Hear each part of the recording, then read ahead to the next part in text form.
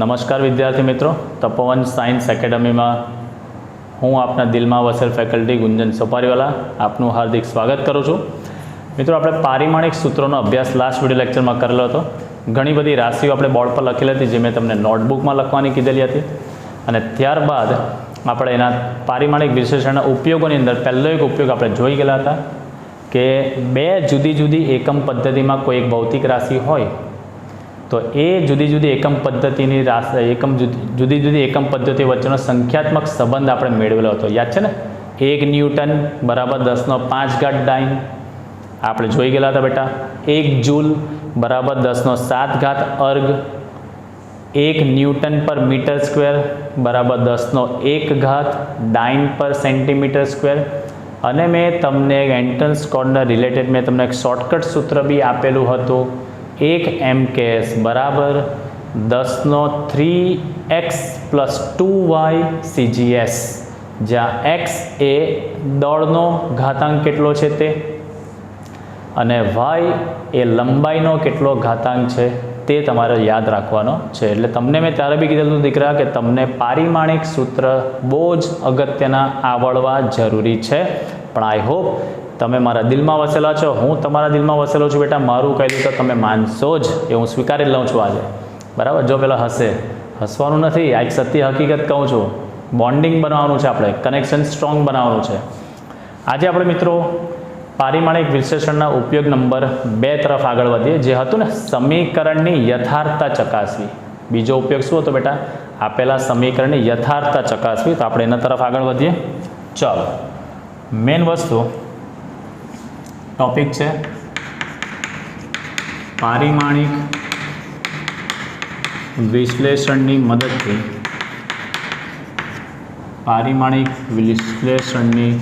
મદદથી આપેલ ભૌતિક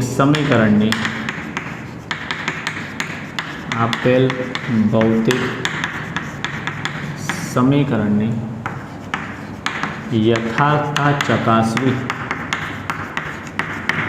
એક બ્રીફમાં તમને ફરી પાછું કહી દઉં દીકરા, યથાર્થતા ચકાસવી એટલે શું? તમે 10મા ધોરણમાં ત્રિકોણમિતિના દાખલા કરતા હતા.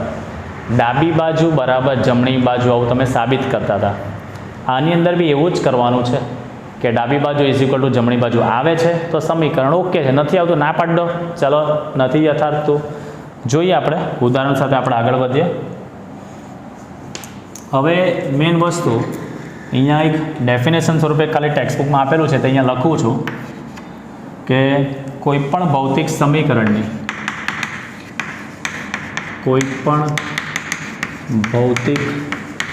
સમીકરણ તમારી પાસે હોય તો કોઈ પણ ભૌતિક સમીકરણની બંને બાજુની પદાવલીઓના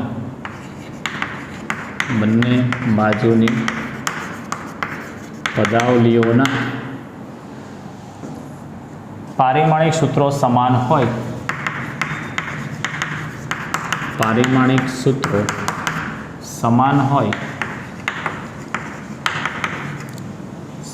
હોય તો સમીકરણ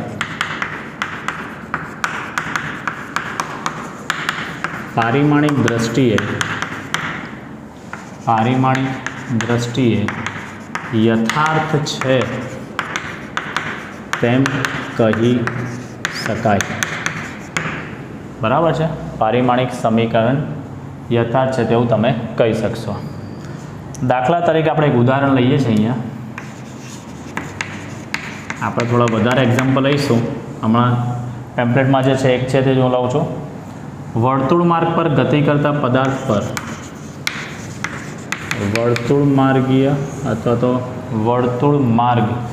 પર ગતિ કરતા પદાર્થ પર લાગતું કેન્દ્રગામી બળ, કહું છું શું છે તે, F = mv²/r છે. આ સમીકરણની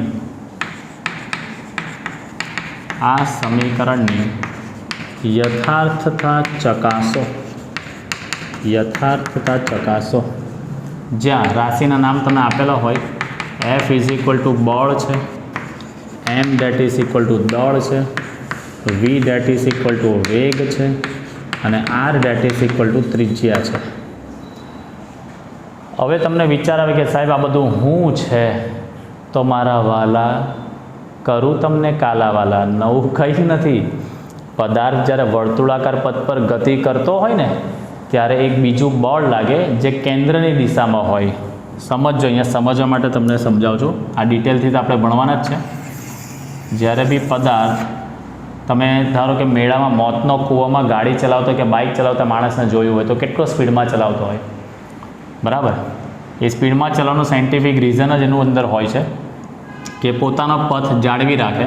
જો જરાક પણ સ્પીડમાં ઘટાડો થાય કે એવું થાય તો કેન્દ્રગામી બળ વધી જાય તો માણસ આખો બમ થઈને નીચે પડે, બમ થઈ જાય. આપણે બમ નથી કરાવવાનો, બરાબર?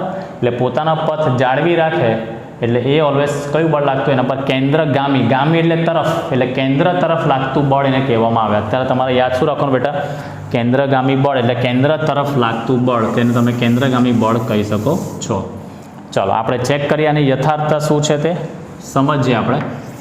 ચાલો પહેલાં લઈએ છીએ આપણે ડાબી બાજુ. આનું સોલ્યુશન કરું છું દીકરા. અહીંયા ડાબી બાજુ શું આપ્યું છે? કેન્દ્રગામી બળ એફ. બળ છે કેન્દ્રગામી હોય કે ગુરુત્વાકર્ષણ હોય કે કોઈ પણ બળ હોય, બળ એ બળ જ કહેવાય લાલા, બરાબર? એટલે કેન્દ્રગામી બળ એટલે બળનું પારિમાણિક સૂત્ર છે ને તમારી પાસે, m1l1 t-2, m1l1 t-2. આને આપી દઈએ આપણે સમીકરણ નંબર 1. થઈ ગયું? હવે જમણી બાજુ આપેલું છે તમને mv²/r. ચાલો, જ્યાં m એટલે તમને આપેલું છે દીકરા શું છે? દળ. તો દળનું પારિમાણિક સૂત્ર m1l0 t0. આ દળનું થઈ ગયું. v² v એટલે વેગ, વેગનું પારિમાણિક સૂત્ર m0l1 t-1 એનો સ્ક્વેર છેદમાં r. r એટલે ત્રિજ્યા, ત્રિજ્યા એટલે અંતર જ કહેવાય દીકરા. m0l1 t0. થઈ ગયો? લાલા જાગે છે કે ઊંઘાઈ ગયો વિડીયોમાં? ચાલો, આ m એટલે દળ, m1l0 t0. વેગ m0l1 t-1 નો સ્ક્વેર, કારણ કે અહીંયા સ્ક્વેર છે એટલે લખો, અને r એટલે અહીંયા અંતર જ કહેવાય, m0l1 t0. સાદુરૂપ આપણે આપીએ દીકરા. અહીંયા આ તો હમણાં રહેવા જ દઉં છું. m1 અહીંયા છે ને, m1l0 t0. અહીંયા ઘાતને અંદર ગુણવું પડશે એટલે mનો 0 ગુણ્યા 2 એટલે 0, lનો 1 ગુણ્યા 2 એટલે 2 અને tનો -1 ગુણ્યા 2 એટલે -2. ખબર પડે દીકરા? ખાલી ઘાતને અંદર ગુણ્યો છે. છેદમાં આ પણ as it is m0l1 t0. થઈ ગયો? સાદરૂપ આપણે આપીએ. ઉપર ગુણાકાર એટલે ઘાતનો સરવાળો કરીશું. આ mનું m સાથે એટલે mનો 1 વત્તા 0 એટલે 1 જ કહેવાય. lનો 0 વત્તા 2. ચાલો અહીંયા લખું જ છું હમણાં, કારણ કે પહેલી વખત છે, હું ડાયરેક્ટ નથી લખતો. આ 1 વત્તા 0 પછી lનો 0 વત્તા 2 અને tનો 0 -2. થઈ ગયું? અને છેદમાં m0l1 t0. સાદુરૂપ આપણે આપીએ, કન્ટિન્યુ કરીએ આગળ. ઇઝ ઇક્વલ ટુ ઉપર શું થશે બેટા? m1l2 અને t-2 ડિવાઇડેડ બાય છેદમાં છે m0l1 અને t0. હવે ભાગાકાર એટલે ઘાતની બાદબાકી, m1 -0 l2 -1 અને t-2 -0. આનો જવાબ આવશે m1 l2 -1 એટલે l1 t-2. આને આપી દઈએ સમીકરણ નંબર આપણે 2. ચેક કરો દીકરા, સમીકરણ 1 માં ડાબી બાજુ m1 l1 t - 2, જમણી બાજુ પણ m1 l1 t - 2, તો અહીંયા લખી શકાય સમીકરણ 1 અને 2 પરથી ડાબી બાજુ બરાબર જમણી બાજુ આથી છે, હાથી નથી, આથી આપેલ સમીકરણ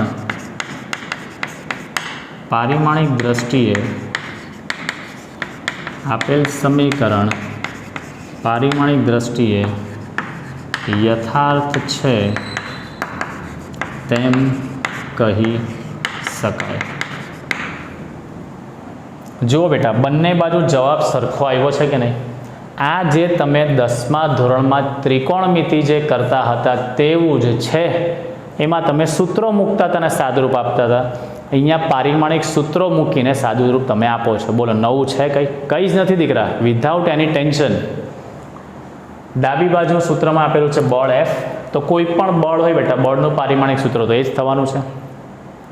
જમણી બાજુ આપ્યું છે mv²/r, એમની જગ્યાએ અહીંયા દળ, વીની જગ્યાએ અહીંયા વેગ, અહીંયા વર્ક છે એટલે વર્ક કર્યો છે, આર એટલે અહીંયા ત્રિજ્યા એટલે અંતરનું પારિમાણિક સૂત્ર મૂકેલું છે. પહેલો કૌંસ એઝ ઇટ ઇઝ લખ્યો છે, બીજો કૌંસ 2 ઘાતને અંદર ગણ્યું છે એટલે m0 l2 t - 2 અને છેદમાં થયું m1 + 0 ઉપર ગુણાકાર છે એટલે ઘાતનો સરવાળો થાય m1 + 0 l0 + 2 t0 - 2 છેદમાં થયું એટલે m1 l2 t - 2 છેદમાં m0 l1 t0 ભાગાકાર હોય એટલે ઘાતની બાદબાકી થાય. સાદુરૂપ આપતા જવાબ આવે છે આ સમીકરણ 2 આપ્યું. ચેક કરી લઉં છું કે શું બંને સમીકરણો સરખા છે. જો સરખા આવતા હોય, ડાબી બાજુ અને જમણી બાજુનો સાદુરૂપ સરખું આવતું હોય તો પારિમાણિક દ્રષ્ટિએ યથાર્થ છે. તો આપણું એક ઉદાહરણ થઈ ગયું. બીજા આપણે ઉદાહરણો તરફ આગળ વધીએ. ચાલો નેક્સ્ટ ટોપિક આપણે જોઈએ. ઉદાહરણ આપણે જોઈએ, બીજું ઉદાહરણ.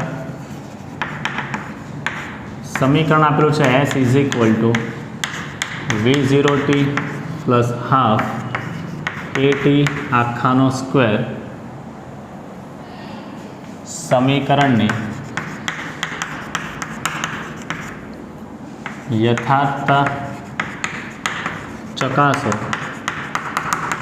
જ્યાં s બરાબર પદાર્થે કાપેલું અંતર અથવા તો સ્થાનાંતર, કોમા v0 એટલે પ્રારંભિક વેગ, t એટલે સમય અને a એટલે પ્રવેગ. ચાલો હવે આની આપણે યથાર્થતા ચકાસી જોઈએ. સોલ્યુશન. આપેલ સમીકરણ તમને કયું છે તે પહેલાં હું લખું છું. s = v0t + ½ at² છે. લઈએ આપણે પહેલાં ડાબી બાજુ. ડાબી બાજુ તમને આપેલું છે s એટલે શું છે બેટા? અંતર. અંતરનું પારિમાણિક સૂત્ર m0 l1 t0. સમીકરણ નંબર 1 થયું. ડાબી બાજુનું કામ તો એકદમ સરળ રીતે પતી ગયું. હવે આપણે જોઈએ જમણી બાજુ. જમણી બાજુમાં દીકરા ધ્યાનથી જુઓ, તમને 2 પદ આપ્યા છે. એકવાર v0tb છે અને આ બીજું ½ at² પણ છે. તો હું પહેલાં આખું પદ લખું છું. v0t + ½ at² આપણે જોઈએ. બરાબર? ચાલો સમજો બેટા. અહીંયા જે બંને પદ છે દીકરા, આ બંને પદનું અલગ અલગ સાદુરૂપ આપીને ચેક કરવાનું. બંને પદનું અલગ અલગ પારિમાણિક દ્રષ્ટિએ આપણે સૂત્ર સાબિત કરવાનું હોય છે અહીંયા. તો પહેલાં આપણે સાબિત કરીએ v0tનું પારિમાણિક સૂત્ર. આ v0t.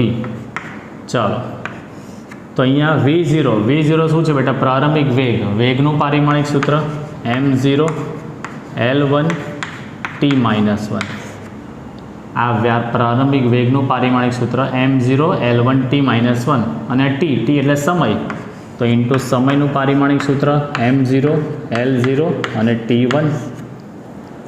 બરાબર? આ v0 ગુણ્યા t છે એટલે પ્રારંભિક વેગ ગુણ્યા સમય છે, તો પ્રારંભિક વેગનું પારિમાણિક સૂત્ર લખ્યું અને સમયનું પારિમાણિક સૂત્ર લખ્યું. સાદરૂપ તમે આપો બેટા, ગુણાકાર હોય એટલે ઘાતનો સરવાળો, એટલે એમ હવે ડાયરેક્ટ લખીશ 0 + 0 0 L1 + 0 1 T -1 + 1 એટલે બી શું થવાનું 0, એટલે M0 L1 T0 આને આપો છું સમીકરણ નંબર 2. આ કાઉન્સ કરવાનું ભૂલી જાઓ, વાંધો કોઈ નથી, એવો મેજર ઇસ્યુ કોઈ નથી દીકરા, કરો તો સારી વસ્તુ છે, દર્શાવવાની મેથડ છે, હું બી ભૂલી જાઉં છું કોઈ વખત. હવે આપણે બીજું પદ લઈએ દીકરા, અહીંયા હાફ AT આખાનો સ્ક્વેર, હાફ AT આખાનો સ્ક્વેર. 1/2 તો અચળાંક છે, 1/2 તો અચળાંક છે, એને આપણે ધ્યાનમાં લેવાની જરૂર નથી.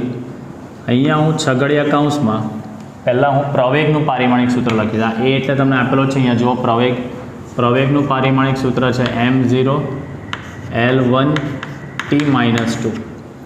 અહીંયા એ પ્રવેગ લખેલો છે, એ પ્રવેગનું પારિમાણિક સૂત્ર લખ્યું ઇન્ટુ અ T સમય M0 L0 અને T1 આ સમય છે ને, એનું પારિમાણિક સૂત્ર અહીંયા લખ્યું આખાનો સ્ક્વેર.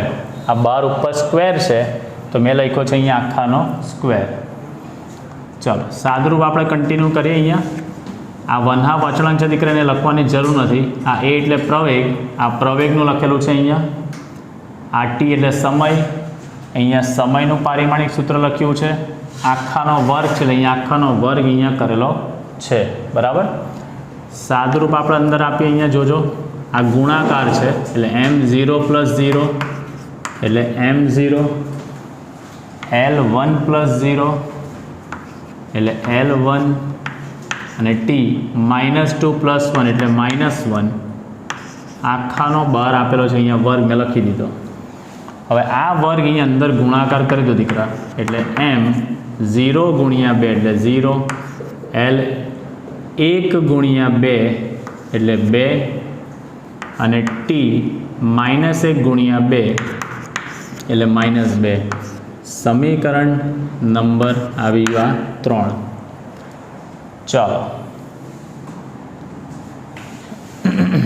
તો અહીંયા તમે જોઈ શકો છો બેટા, સમીકરણ 1નું પારિમાણિક સૂત્ર M0 L1 T0 છે, 2નો જવાબ છે M0 L1 T0, 1 અને 2 તો સરખા છે. પણ ત્રીજું તમે જુઓ M0 L2 T-2 આવે છે. ત્રીજું ધ્યાનથી હજી એક વખત સમજીએ, 1/2 AT² એવું આપેલું છે, 1/2 તો અચળાંક છે એટલે લખવાની જરૂર નથી. આ એ અને ટીનો ગુણાકાર છે અને આખાનો વર્ગ છે એટલે મેં એ એટલે પ્રવેગનું પારિમાણિક સૂત્ર લખ્યું, ટી એટલે સમયનું પારિમાણિક સૂત્ર લખ્યું અને 12 વર્ગ છે તો વર્ગ અહીંયા લખેલો છે.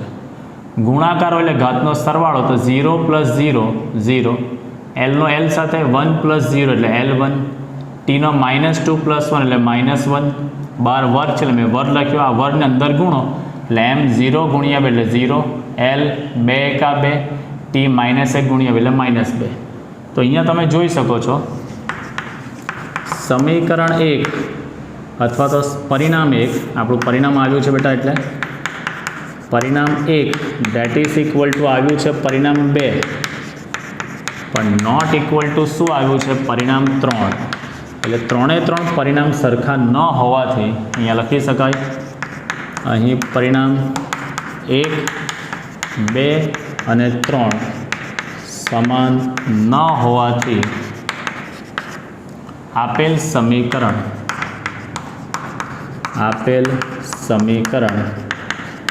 પારિમાણિક દ્રષ્ટિએ યથાર્થ નથી, કારણ કે 3 સરખા આવવા જરૂરી છે.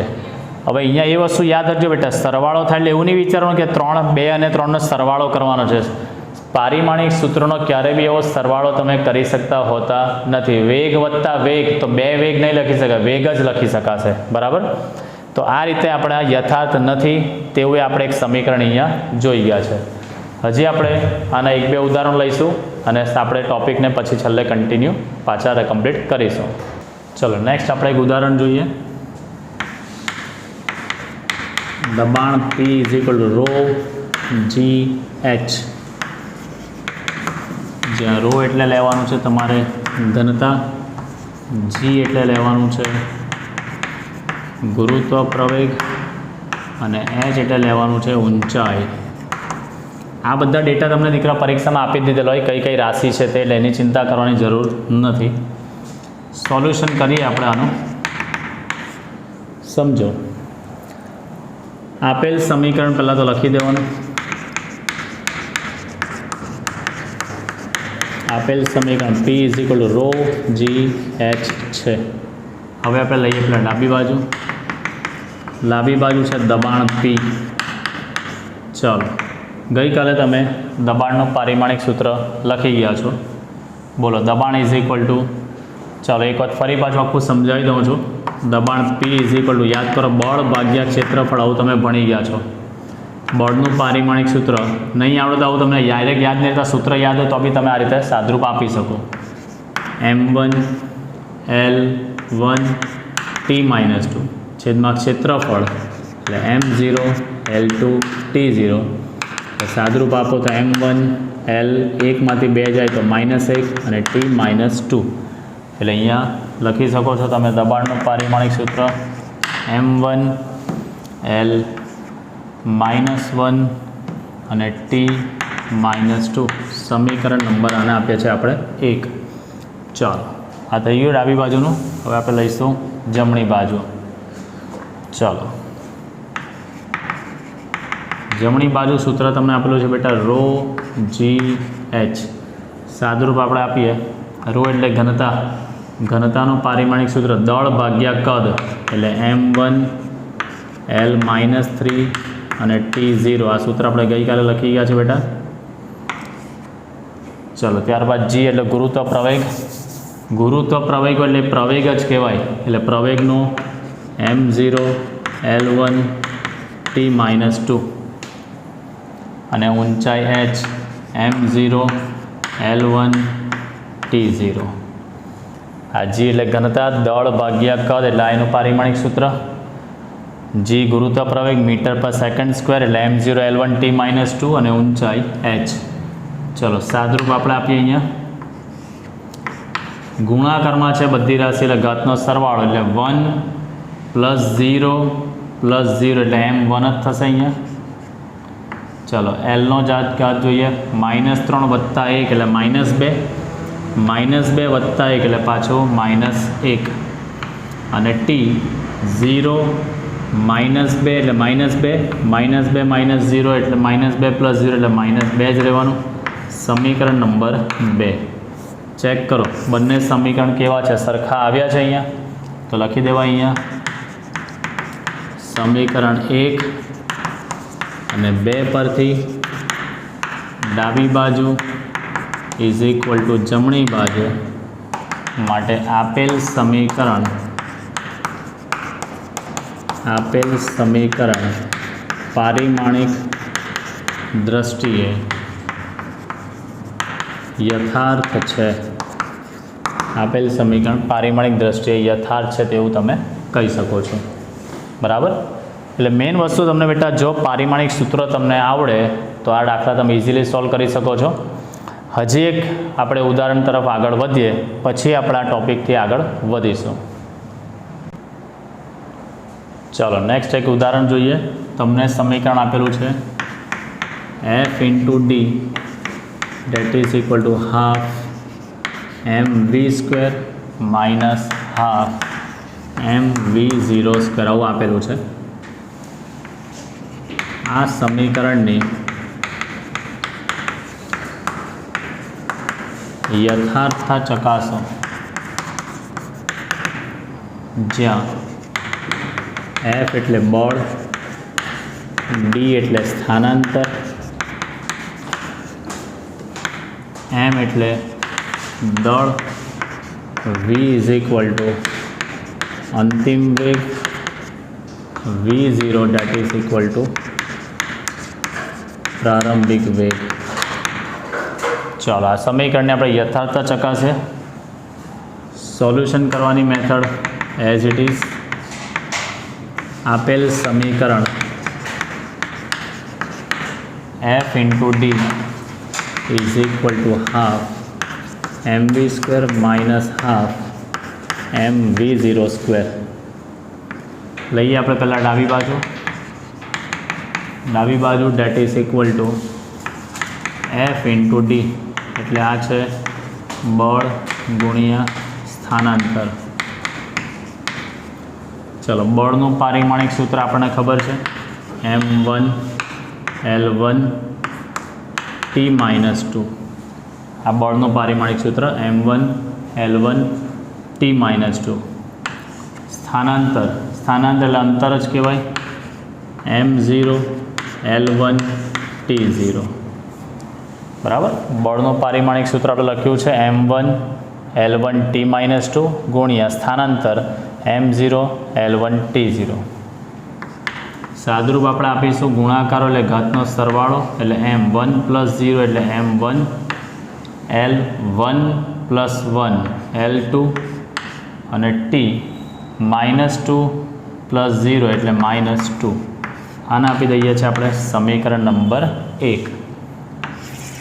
ચાલો, હવે આપણે લઈએ જમણી બાજુ.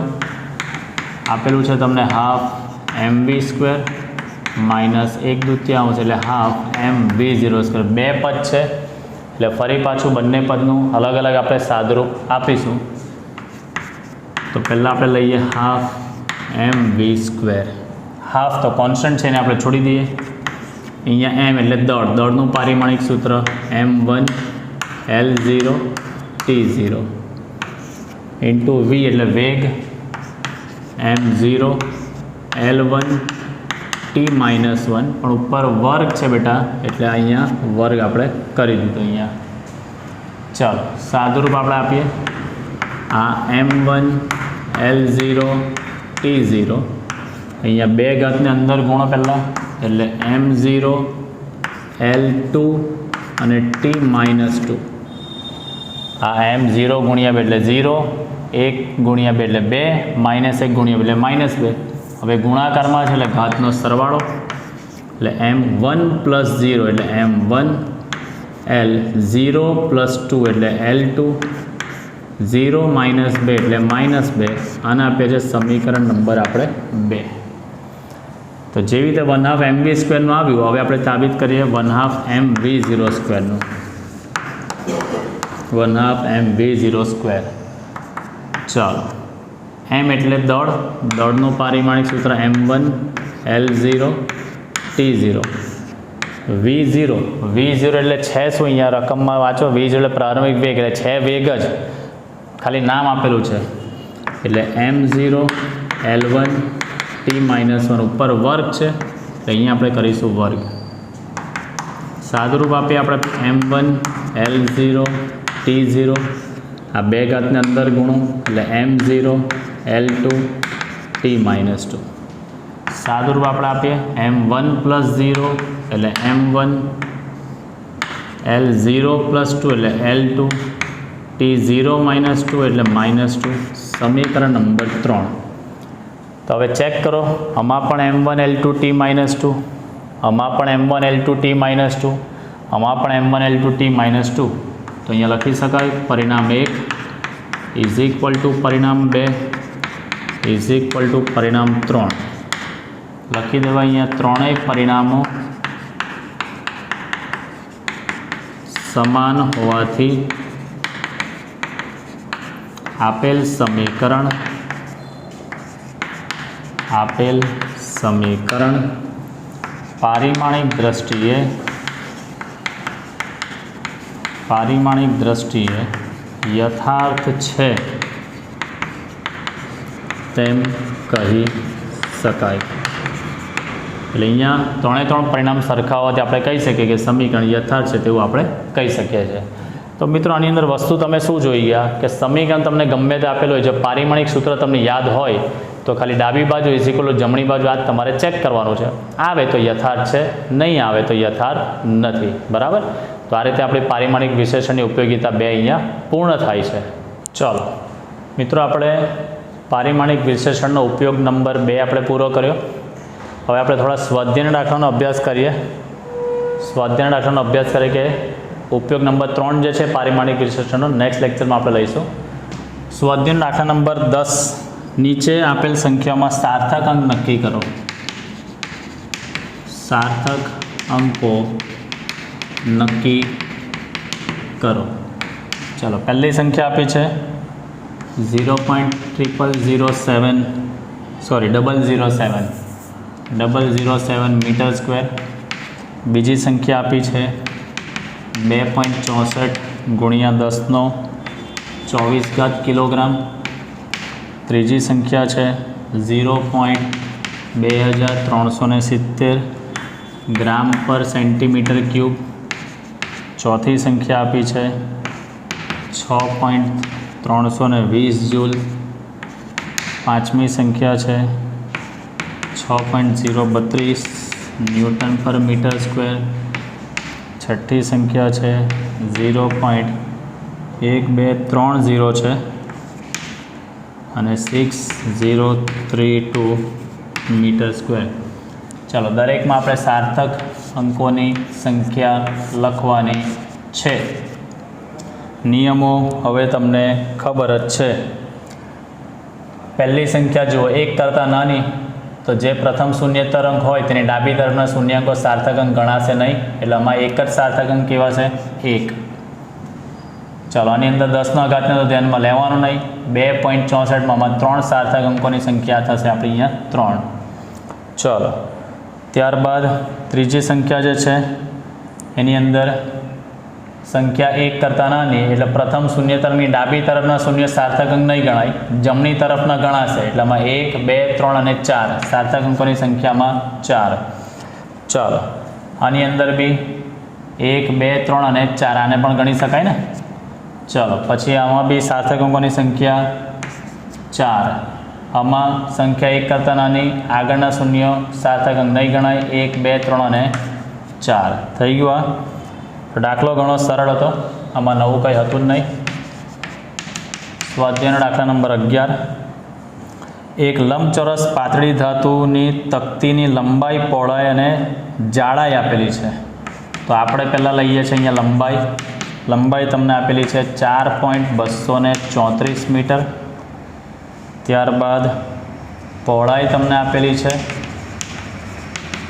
पહોળાઈ जे छे ते 1.005 सेंटीमीटर है। सॉरी मीटर ज छे, चौपड़ी में जरा ध्यानथी जोई लेजो।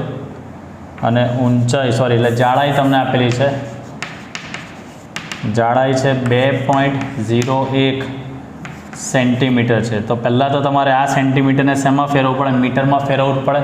सेंटीमीटर में मीटर में जवो एटले आने 100 वडे तमे भागो, 2.01 भाग्या 100 एटले मीटर, एटले 2 पॉइंट और आगळ जाय 0.0201 मीटर थई गयुं। आ चलो तमने एवुं कीधुं छे सार्थक अंकों ने ध्यान में राखी तकतीनुं क्षेत्रफळ शोधवानुं छे।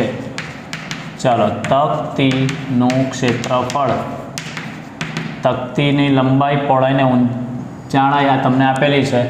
तकती एटले एनी बे बाजू आवे, एटले आगळनी बाजू ने पाछळनी बाजू एटले 500 पृष्ठना क्षेत्रफळनुं सूत्र तमारे अहींया वापरवानुं। 2 काउंसमां लंबाई गुणिया पહોળાઈ वत्ता पહોળાઈ गुणिया जाड़ाई वत्ता जाड़ाई गुणिया लंबाई। हवे तमने विचार आवे कि आ शुं लख्युं छे, तो याद राखजो बेटा, लंबाई ने संकेत में एल कहेवाय, पહોળાઈ ने बी कहेवाय, जाड़ाई ने थिकनेस टी कहेवाय। आ आपणो स्वाध्यायनो दाखला नंबर 11 है कि एटले लंबाई एल, पહોળાઈ बी, जाड़ाई ने थिकनेस टी। चलो किंमत आपणे मूकीशुं आनी अंदर ने सादरूप आपीए। आ 2 काउंस में पहला लंबाई गुणिया पહોળાઈ एटले 4.234 गुणिया 1.005 प्लस 1.005 गुणिया थिकनेस से 0.0201 प्लस थिकनेस 0.0201 गुणिया लंबाई है 4.234। चलो किंमत मूकी अने तमे सादरूप आपशो बेटा।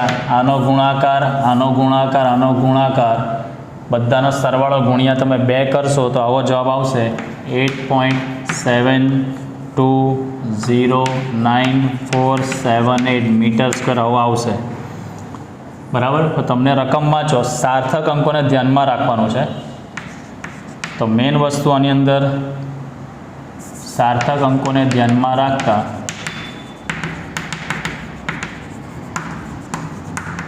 ધ્યાનમાં રાખતા તકતીનું ક્ષેત્રફળ, હવે રકમને તમે ધ્યાનથી જુઓ તો તમારી પાસે આની અંદર ગુણાકાર ભાગાકારમાં આપણે શું જોવાનું કે આ લંબાઈ, પહોળાઈ અને જાડાઈમાં મહત્તમ સાર્થક અંકો જે છે, સોરી ઓછામાં ઓછા સાર્થક અંક આમાં કેટલા છે? 1, 2, 3 અને 4 સાર્થક અંક છે આમાં, બરાબર. આમાં પણ 4 સાર્થક અંક છે. આમાં કેટલા છે? 3 જ સાર્થક અંક છે. તો લઘુત્તમ સાર્થક અંકોની સંખ્યા કઈ છે બેટા? 3. મહત્તમ નહીં, લઘુત્તમ. તો આમાં 3 સાર્થક અંક સુધી તમારે જવાબ લખવાનો, એટલે 8.72 મીટર સ્ક્વેર.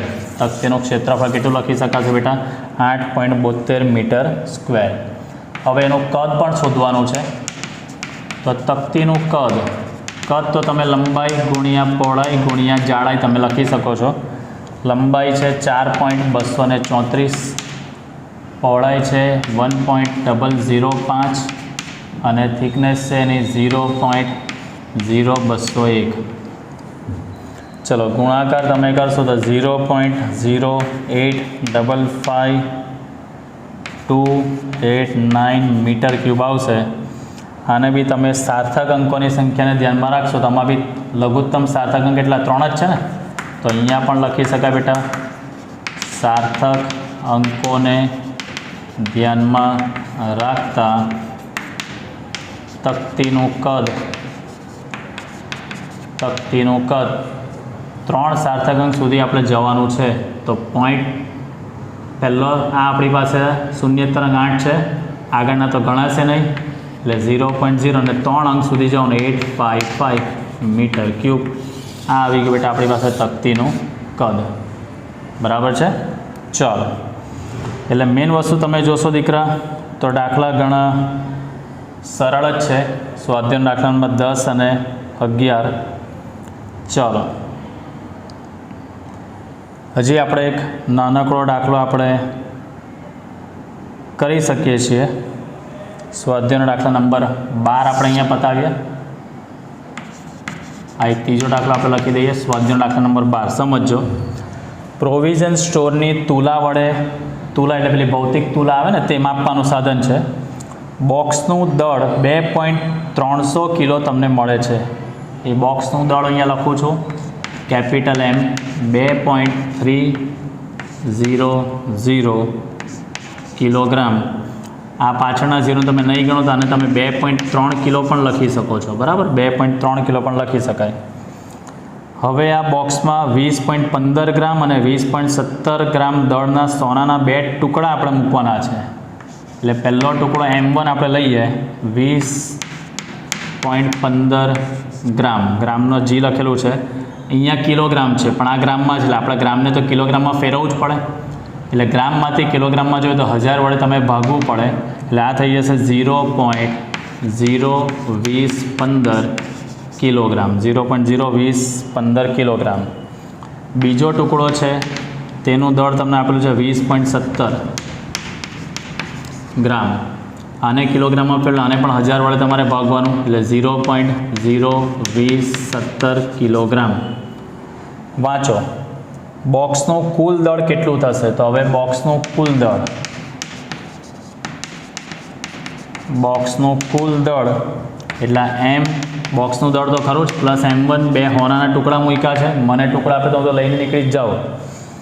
તો અહીંયા આ 2.3 વત્તા 0.02015 વત્તા 0.02017 આદુરૂપ આપો એટલે કે સરવાળો કરો તો 2.34032 કિલોગ્રામ આવે. પણ હવે આની અંદર તમે જુઓ મેન વસ્તુ, સરવાળા બાદબાકીમાં આપણે શું જોઈએ છે યાદ કરો. દશાંશ ચિહ્ન પછી ઓછામાં ઓછા સાર્થક અંક કેટલા આવે? તો અહીંયા દશાંશ ચિહ્ન પછી ઓછામાં ઓછા સાર્થક અંકની સંખ્યામાં કેટલી છે? જુઓ આમાં એક જ છે. ગુણાકાર ભાગાકારમાં લઘુત્તમ ઓછામાં ઓછા સાર્થક અંકની સંખ્યા જોવાની હોય છે, બરાબર. અને સરવાળા બાદબાકીમાં દશાંશ ચિહ્ન પછી ઓછામાં ઓછા કેટલા સાર્થક અંક છે આ નિયમ આપણે જોઈ ગયા છે બેટા. તો આની અંદરનો તમારો જવાબ શું આવશે? બોક્સનું કુલ દળ 2.3. શું લખાશે અહીંયા? 2.3 કિલોગ્રામ. સાર્થક અંકોને ધ્યાનમાં રાખતા આ આપણું કુલ દળ. ચાલો, એમાં તમને કીધું છે હજી યોગ્ય સાર્થક અંક સુધી દળનો તફાવત શોધવાનો છે. દળનો તફાવત એટલે ડેલ્ટા એમ. ચાલો હું અહીંયા લખું છું બેટા, અહીંયા ઉપર ડેલ્ટા એમ. આ બી બીટ છે એટલે બીજો સવાલમાં એમાં છે તે આ બરાબર. અહીંયાથી આપણે પહેલો સવાલ આપણો અહીંયા છે, આ બીજો ડેલ્ટા એમ. ચાલો મોટું દળ માઇનસ નાનું દળ એટલે 20.17 હતું માઇનસ 20.15 ગ્રામ હતું એટલે 0.02 ગ્રામ આવેલું હતું. આ સાર્થક અંકોને ધ્યાનમાં રાખવાનો છે. અહીંયા તો જો પોઈન્ટ પછી આ સંખ્યા 1 કરતાં નાની એટલે આગળના 0 તો સાર્થક અંક ગણાય નહીં, એટલે આ જવાબ તમારો આ જ રહેવાનો. Delta M is equal to 0.02 gram. થઈ ગયું બેટા અહીંયા. તો આ 3 દાખલા ફરી પાછા તમારે તમારી નોટબુકમાં ગણી લેવાના છે. આ જે દાખલા તમે જ્યારે બી કરો સ્વાધ્યાયનો 11, 12 અને 10મો સાર્થક અંકવાળા ટોપિકને પહેલાં તમારે સારી રીતે અભ્યાસ કરવાના છે અને પછી જ તમારે એને દાખલા ગણવાના અને સમજીને નોટબુકમાં કરવાના તમારે રહેશે. બરાબર. મળીએ આપણે ફરી પાછા નેક્સ્ટ વિડીયો લેક્ચરની અંદર. ત્યાં સુધી જય હિન્દ, જય ભારત.